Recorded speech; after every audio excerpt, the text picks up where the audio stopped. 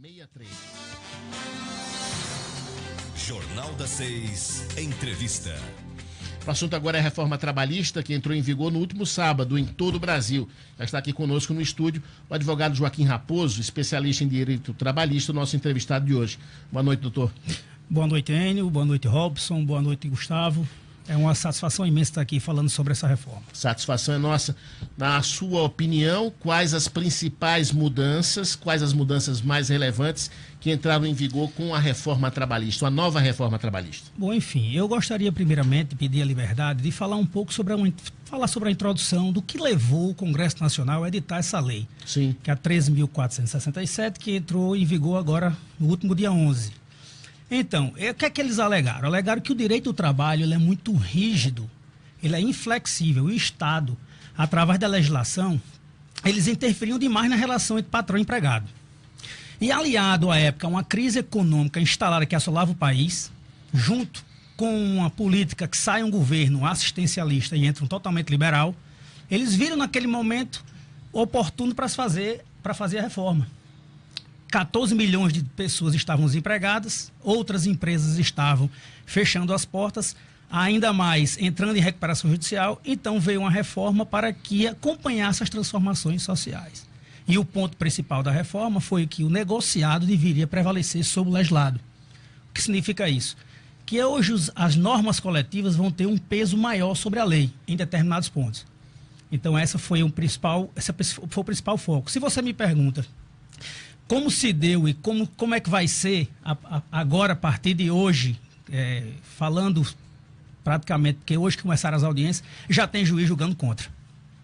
Já houve um juiz julgando contra, eu não vou citar o nome, porém já existe isso, fazendo controle de constitucionalidade, que é um controle que a gente chama de difuso, aplicando, dizendo, nessa lei aqui eu não vou aplicar em determinado ponto. Isso foi o que aconteceu hoje. E aí eu lhe pergunto, doutor, sabemos que advogados defendem partes, né? Você me parece que é mais na linha de defender o patrão. Como você me diz, conhece, né? Robson. Na linha patronal. E aí eu lhe pergunto, os advogados que defendem posição em contrário e alguns juízes que estão se contrapondo a essa lei que foi aprovada, até como você acabou de estar se negando a aplicar, eu pergunto como considerar que o patrão e o empregado têm a mesma força um do lado do outro nessa mesa de negociação, do ponto de vista do que se tenta decidir em relação à relação do negociado com o legislado. Então, Robson, eu acredito muito que essa reforma veio justamente para tirar o povo da informalidade. Deveria se preocupar, como eu fiz essa introdução, a legislação trabalhista deve, e aconteceu, de ter realmente uma modernização. Se não ocorresse, essa informalidade iria persistir. Você me pergunta se vai ter um peso maior entre patrão e empregado, que entra o sindicato.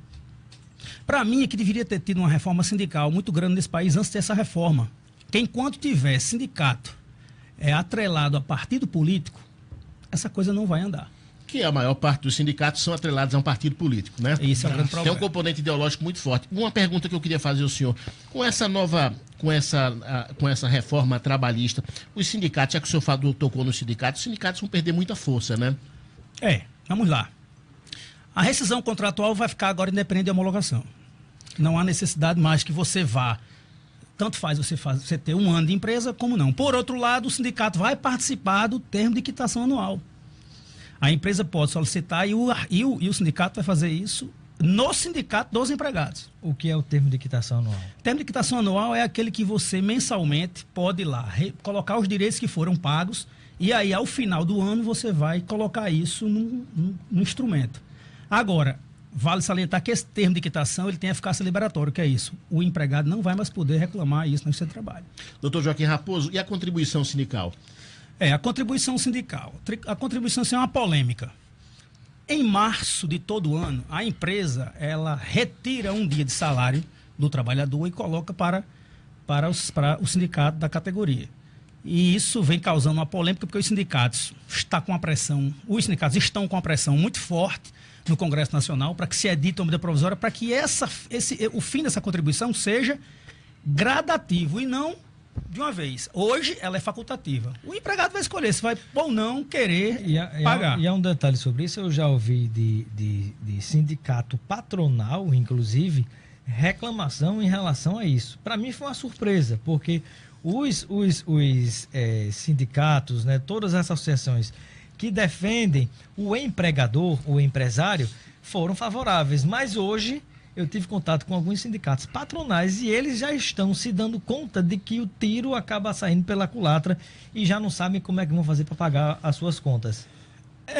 Robson, eu participei de alguns fóruns de debates, isso aí realmente é verdade. Alguns sindicatos preferem ficar numa força de igual para igual com outro sindicato do que negociar sem aquela força que ele vai ter se não receber. Porque, veja bem, o que é que as pessoas que defendem alegam que deve ter realmente essa contribuição sindical, voltando para a contribuição. Ele tem um custo muito grande, com reuniões, com assembleias, com convocações. E quando ele deixa de ter essa contribuição, isso vai acarretar ninguém vai querer ir. Então, isso realmente, depois o patrão, o sindicato patronal, não vai, pelo menos é isso que eu vi nos fóruns de debates, vai se acreditar que não tem uma força paralela, quer dizer, um contra o outro. E isso realmente pode vir a prejudicar uma negociação coletiva. Doutor Joaquim, outro ponto importante que eu gostaria que o senhor falasse é sobre o salário. Como era, no caso, os salários são contados como salário e nos cálculos dos encargos trabalhistas, as comissões, percentagens, gratificações ajustadas, diárias para viagens e abonos pagos pelo empregador. Como fica agora com a reforma, auxílios, prêmios e abonos deixam de integrar a remuneração. Assim, não terão contados nos encargos trabalhistas e no valor pago ao INSS. Não é isso? Enio, é o seguinte.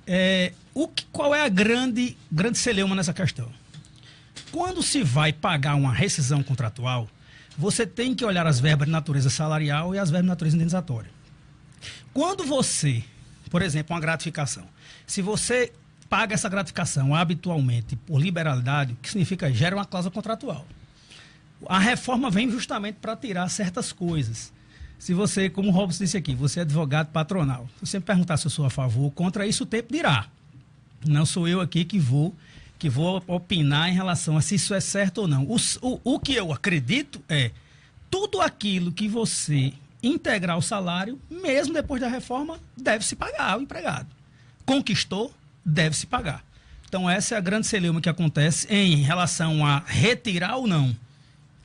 Em relação ao tempo que dirá, na Justiça do Trabalho se usa muito súmulas e OJ. Elas editadas... Que é a OJ? OJ é a Orientação Jurisprudencial. Orientação Jurisprudencial. E aí... O senhor é advogado, o senhor tem que falar. Digamos assim, é o conjunto... é o conjunto de outras decisões, justamente, de outras decisões sobre o mesmo tema. E quem faz isso é o TST. Ou os TRTs também podem fazer isso. Mas geralmente no TST. Aí eu lhe pergunto, isso não é uma nova forma de legislar? Como é que será isso? Ou seja, quando se usa, por exemplo, um artigo contra uma súmula e um OJ, como é que vai ser isso? Carregado de ideologia esse pessoal nos tribunais superiores? Gustavo, excelente pergunta. Veja bem, o artigo 8º, salvo engano, da CLT, vigente, ele diz que súmulas e outros anunciados jurisprudenciais, elas editadas pelo TST e os TRT não podem ir de encontro, não podem restringir direitos criados, direitos previstos na lei, ou criar obrigações. Isso que significa dizer o quê? Que a súmula do TST e do TRT não podem ir contra a lei. Mas aí eu refaço a pergunta. Eu já vi peça, só que não cita nenhum artigo, cita só súmulas e orientações jurisprudenciais, e já vi decisões também dessa mesma forma. E aí? Isso, mas agora, é como eu estou lhe dizendo, agora não vai poder. A norma coletiva tem um peso tão grande que a Justiça do Trabalho ela não vai poder analisar o mérito dessa norma coletiva. Vai somente os requisitos de validade. Se o sindicato está assinando, é aquele realmente que tem legitimidade, se o objeto é lícito. Doutor, é igual ao audiência de custódia. Deixa eu fazer uma pergunta aqui. O senhor que é um ouvinte que perguntou é o seguinte. O senhor falou no início da nossa entrevista, que um juiz já decidiu não cumprir um ponto, né? O senhor vai dizer que ponto foi esse? E eu quero saber o seguinte, é verdade que algumas mudanças promovidas por essa reforma trabalhista podem não ser postas em prática por serem consideradas inconstitucionais? Vamos lá.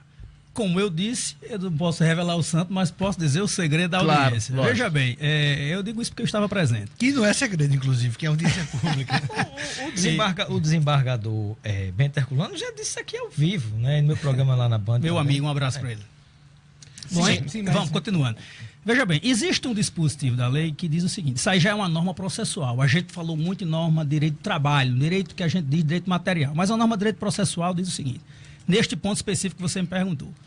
Quando o reclamante, ele falta à audiência, pela nova regra, ele é condenado em custas processuais. O juiz dá até um prazo de 15 dias para que ele justifique essa ausência. Caso contrário, ele vai ser condenado. E vai ser requisito para que ele ingresse novamente na justiça o pagamento dessas custas. O que é que aconteceu hoje?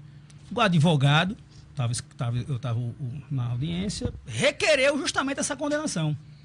O que é que o juiz fez? Não. Arquivou. Eu não vou condená-lo em custas porque eu estou aqui exercendo o controle de difuso de constitucionalidade e fere o princípio constitucional de acesso à justiça. Eu não posso deixar que um hipossuficiente ele pague as custas para mover novamente a ação se ele não tem recurso para isso. Mas isso está na lei, vigente hoje. Quanto aos dispositivos constitucionais... Segunda vara. Quanto aos dispositivos constitucionais? Quanto aos dispositivos constitucionais, Enio, tudo que for de encontro à Constituição, ao meu ver, deve ser realmente retirado da nova lei. Um abraço para o doutor Derlano Carvalho, está parabenizando sua participação na entrevista. E também para o doutor Manuel Gaspar, advogado, meu amigo, sempre ligado com a gente. Abraço para o Noel. Eu gostaria de lhe perguntar o seguinte, sobre o papel dos contadores diante dessas mudanças na legislação trabalhista. Existe um trabalho do contador articulado com os advogados, porque, sem dúvida, uma boa pancada disso tudo deságua nos contadores, né? Olha, vamos lá. Com a nova regra, todas as petições iniciais têm que serem líquidas. O que significa isso? Todas têm que estar apresentadas em cálculos, independente do rito. Existe o rito sumaríssimo e o ordinário. Para o ouvinte entender... Antigamente só o sumaríssimo Isso. tinha essa obrigação. A obrigação de apresentar os cálculos. Hoje, independente do rito. Mas a OAB, até chama a atenção, ainda bem que Robson fez essa pergunta, está nos devendo aí o PJE do cálculo, que é um cálculo que a gente vai fazer quando for ingressar na Justiça do Trabalho. Então eu vou jogar lá os dados e já vai apresentar para mim o cálculo certinho. Mas o papel dos contadores? O papel dos contadores é o seguinte, Robson, nesse sentido que você fala, em relação, eu tenho uma afinidade muito grande com a contadoria. Eles nos apresentam, com toda certeza, um cálculo que vai nos auxiliar. Porém, como eu estou dizendo, em relação a essa nova regra, a gente já vai ter dispositivo para isso. Se vai continuar, pelo menos o meu vai. Se ele vai continuar ou não, o restante, porque muita gente, advogado do hipossuficiente, não tem condições de pagar os cálculos. Ele vai ter esse serviço disponível pela OAB, que já está nos devendo. Mas o papel é importantíssimo, sim. Muito bem, conversamos aqui com o Dr. Joaquim Raposo, especialista em direito trabalhista. Muito obrigado pela sua presença aqui no Jornal das 6. Eu que agradeço a todos e estarei aqui à disposição para outros temas tão relevantes e importantes para a sociedade. Muito obrigado. Obrigado. Obrigado a Gustavo Negreiros, obrigado a Robson Carvalho. A gente volta amanhã. Tchau. Boa noite e até amanhã. Boa noite, até amanhã.